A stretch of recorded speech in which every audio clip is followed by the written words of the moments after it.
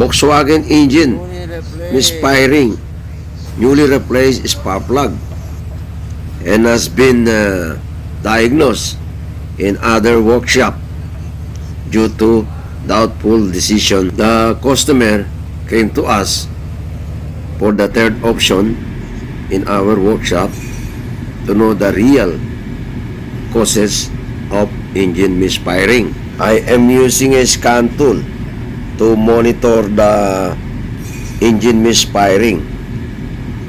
The misfiring counter data is selected on each cylinder. Each cylinder, number 1, number 2, and number 3 cylinder doesn't have misfire data, except number 4 cylinder.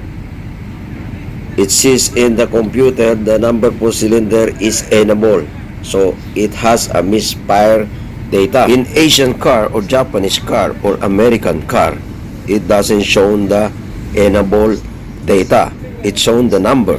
In this video, you will see how to know if a spark plug wire is defective. Listen carefully. My explanation, how do you know the spark plug wire is defective without removing, only to unplug the spark plug wire between ignition coil and plug wire. Plug wire is difficult to unplug because it's underneath the intake manifold. To unplug the wire, so I am unplugging between ignition coil and the plug wire. This model doesn't have an individual ignition coil. How to diagnose a defective ignition coil? A defective ignition coil is not sparking. A newly replaced spark plug, but is still engine misfiring. So I decided to replace a set of spark plug wire. Why? I will show you how, and I will explain to you how I decided to replace it. The way of checking a defective spark plug wire is start the engine at idle only. It's misfiring, right? If continuously engine misfiring, we could identify the malfunction spark plug wire. Unplug one wire while the engine is at idle.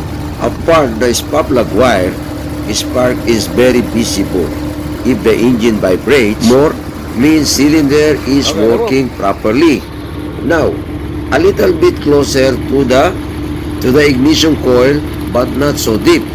If the engine runs smoothly, you have a defective spark plug wire. But if you fully inserted the spark plug wire into the ignition coil, it will vibrate the engine more. It's very simple test, right? This kind of method, it is not necessary to recommend an injector cleaning or replacing an unjustified ignition coil or spark plug too. Therefore, that kind of test has an assurances of defective parts justification is malfunction.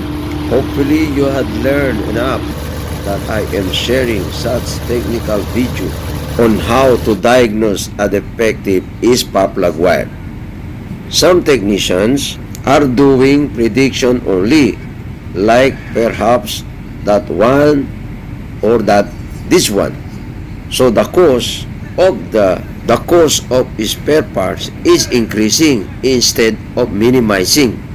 Diagnose it properly, correctly, accurately, and justifiably with customer satisfaction. Thank you for watching. Thank you so much, guys. God bless to all.